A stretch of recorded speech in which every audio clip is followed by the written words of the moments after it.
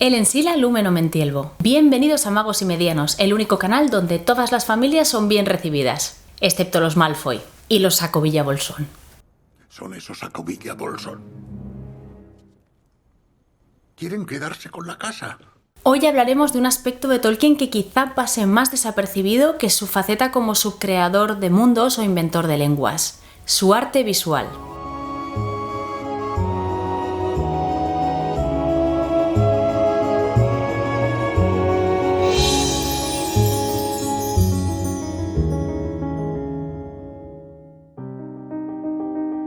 Tengo que reconocer que con Tolkien me pasa que cuanto más le conozco y más aprendo sobre él, más me sorprende. En mi opinión, era un artista muy completo, o al menos fue capaz de entregar a sus lectores una visión muy completa del mundo que había subcreado, que abarca desde la historia, las canciones y los poemas tan necesarios para entender el mundo que nos presenta, como un buen número de imágenes que acompañan los textos y que nos permiten visualizar lo que él visualizaba cuando estaba creando la Tierra Media. Y no me refiero solo a las runas Tengwar o a los mapas, que en mi opinión merecen su propio vídeo, y si queréis que lo haga podéis ponérmelo aquí en los comentarios, sino de auténticas ilustraciones hechas por la mano del autor.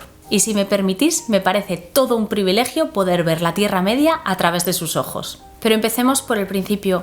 Tolkien nunca tomó clases de arte de forma profesional, pero nació en una época en la que todavía se daba a los niños una educación completa que incluía el dibujo, no con la esperanza de que se hicieran artistas, sino como parte de la cultura de una sociedad educada. Sin embargo, el pequeño John Ronald desarrolló buenas habilidades en el uso de la tinta, los lápices y la acuarela. Fue su madre quien le enseñó a pintar y se dio cuenta enseguida de que era un campo en el que destacaba. Parece que a menudo llevaba material de dibujo cuando viajaba y poco a poco sus dibujos fueron desarrollándose y madurando, pasando de escenas sencillas como un columpio hasta dibujos más complicados como por ejemplo este que estáis viendo ahora en pantalla. Este dibujo que veis es de 1912, Tolkien tenía 20 años y está hecho con tinta.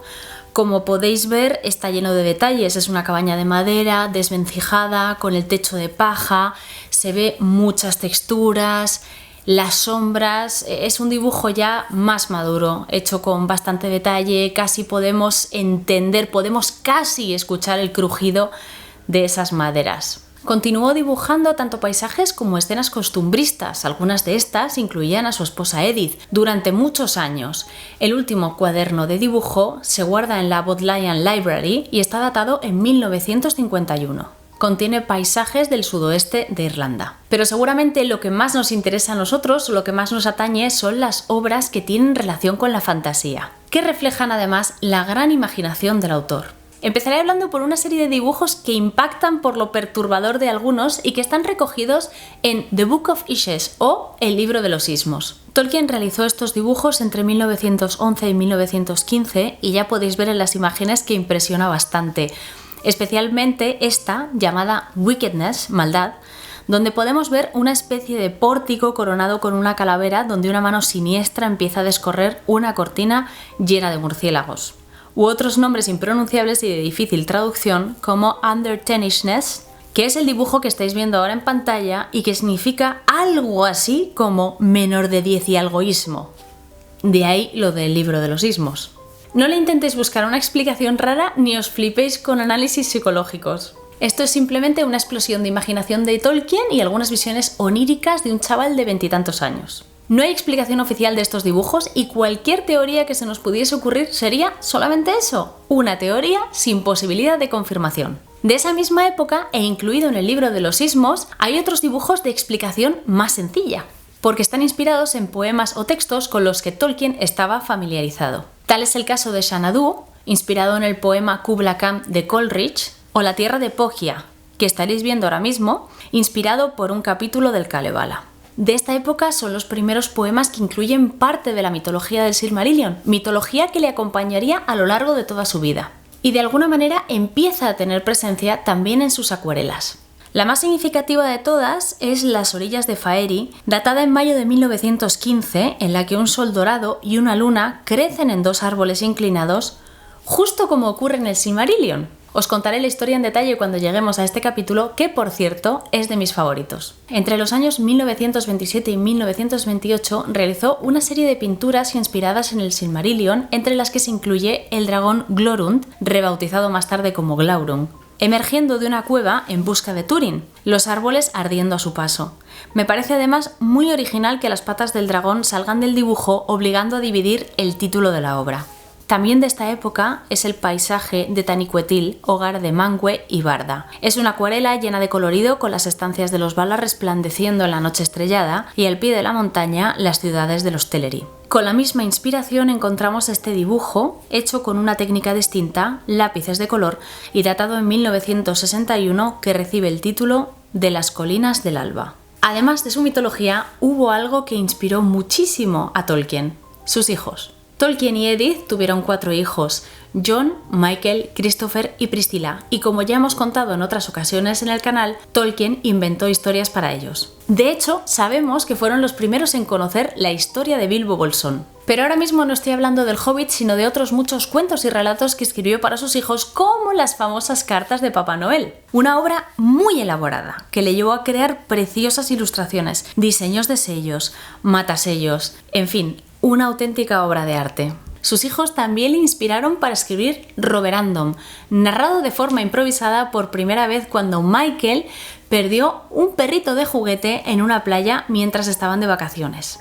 Una vez más, Tolkien desempolvó su material de dibujo y realizó varias ilustraciones. Todas son preciosas, pero de ellas mi preferida, y creo que la de todos, es la titulada Los jardines del Palacio del Rey del Mar, que es una verdadera fantasía de colores y formas sinuosas. Nos traslada totalmente al fondo marino. En la década de los años 30 escribió El señor Bliss, un cuento corto en clave de humor, y de todas sus creaciones pictóricas quizá esta sea la más curiosa y la que más deja al descubierto su mayor debilidad: las figuras humanas. Pero como la historia es en sí bastante cómica, no parece un defecto, sino algo hecho a propósito. El coste de impresión del libro con las ilustraciones era prohibitivo en aquella época. Por suerte, ahora sí que podemos disfrutar de las versiones ilustradas de todos estos cuentos. Yo ahora mismo tengo en mi poder las cartas de Papá Noel y el señor Bliss. Vamos a entrar ya de lleno en la Tierra Media y lo hacemos de la mano del Hobbit, obviamente. Tolkien empezó a escribir El Hobbit en 1930 y en la primera versión, que prestaba a sus conocidos, familiares y amigos, incluyó varias ilustraciones y el mapa de Thror. El caso es que Tolkien dibujó este mapa como si fuese el mapa original, el que Bilbo Bolsón habría recibido si la historia hubiese ocurrido realmente. ¿Qué significa esto? Que dibujó las runas secretas en la parte posterior del papel para que cuando una persona lo mirase a contraluz, entonces apareciesen esas runas. El mapa se incluyó en la impresión de 1937, pero para disgusto de Tolkien se imprimió en las guardas y no se incluyeron las runas secretas detrás del papel como había hecho él para que el lector las descubriese, sino que estaban impresas en el propio mapa, mostrando solo el contorno como si fuesen invisibles, que era menos caro. En un principio no se pensó incluir ninguna ilustración, pero después Tolkien decidió rehacer y remitir a la editorial 4 de las ilustraciones que contenía la versión casera por si pudieran servir para las guardas o cualquier otra cosa. Los editores se mostraron entusiasmados y, animado por el éxito, Tolkien remitió 6 ilustraciones más en las siguientes semanas. Y aunque Allen y Unwin no habían tenido en cuenta esto en el presupuesto original de impresión, decidieron incluirlas porque se dieron cuenta de que enriquecían muchísimo el texto. También realizó una impresionante ilustración para la sobrecubierta que estáis viendo ahora en pantalla y que todavía podemos encontrar en ediciones actuales. Sin embargo, la editorial americana Houghton Mifflin rechazó la sobrecubierta por considerarla demasiado británica. Me reservo mi opinión. También propusieron añadir 4 ilustraciones nuevas hechas por un artista americano porque pensaron que tendría más éxito. Me está costando mucho reservarme mi opinión. Allen y Unwin insistieron mucho en que se utilizaran las ilustraciones originales, pero Tolkien se sentía dividido.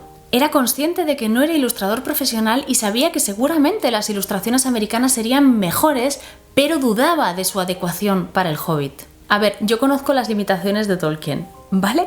Sé que hay ilustradores muchísimo mejores, pero me da la sensación de que sus ilustraciones casan con sus textos perfectamente. No sé si me explico. Os pongo un ejemplo.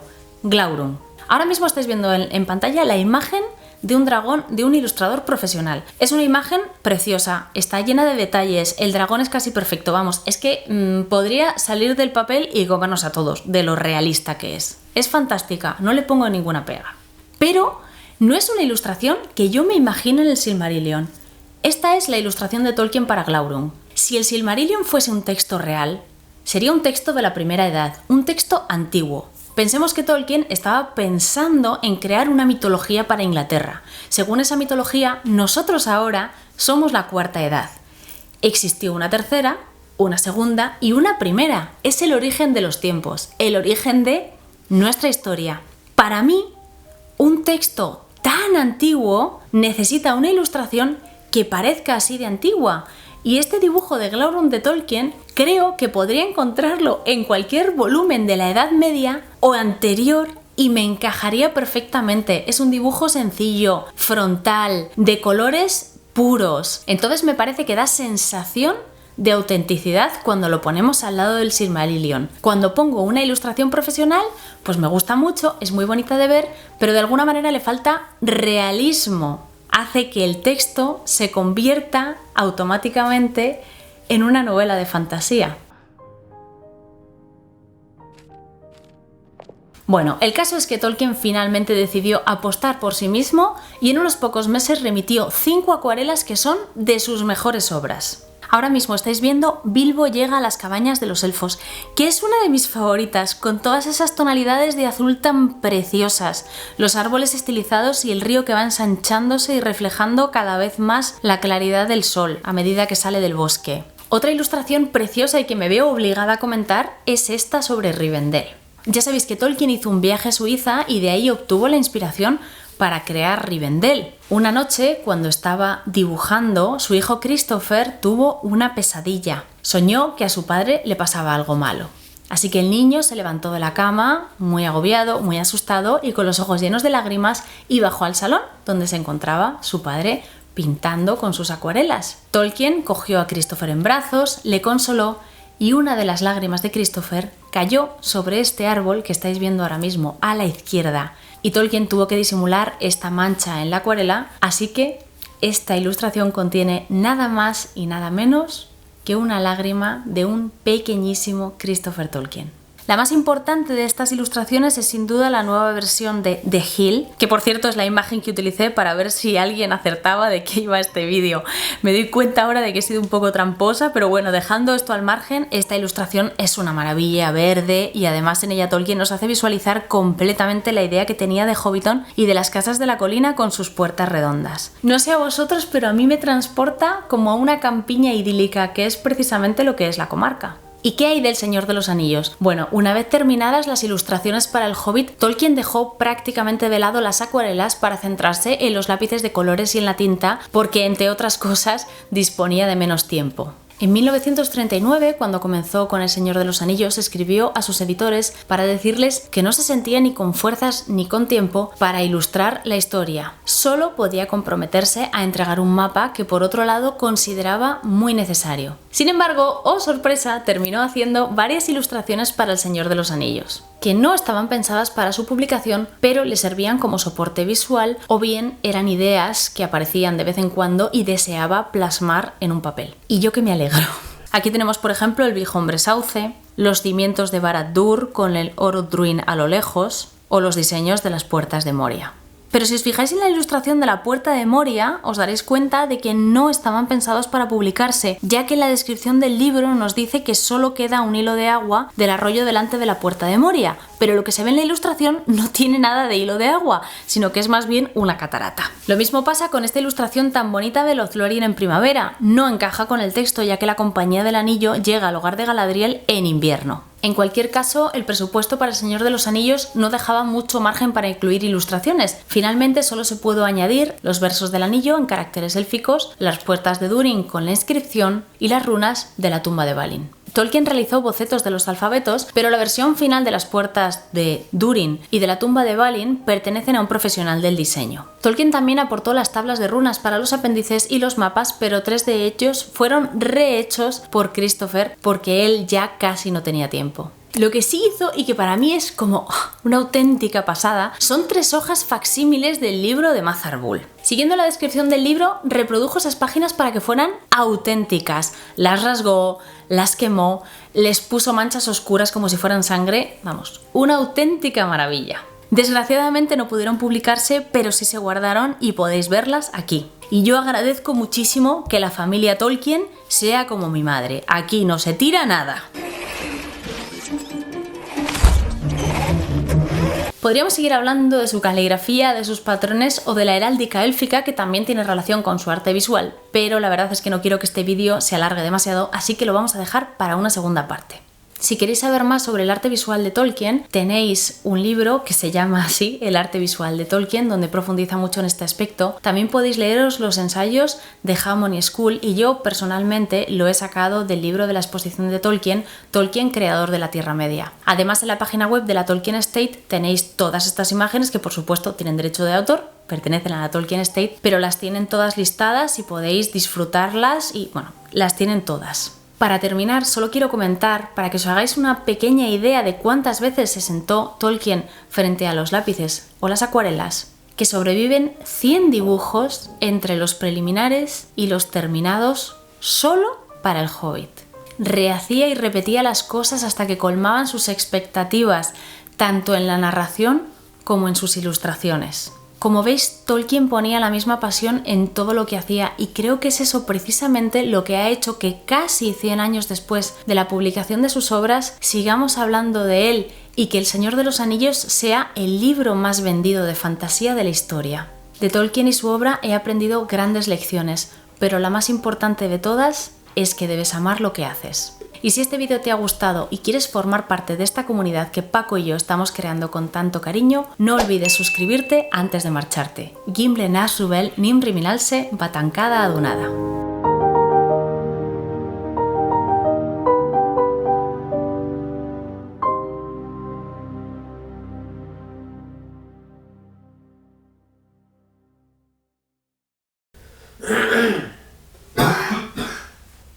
Se me muere.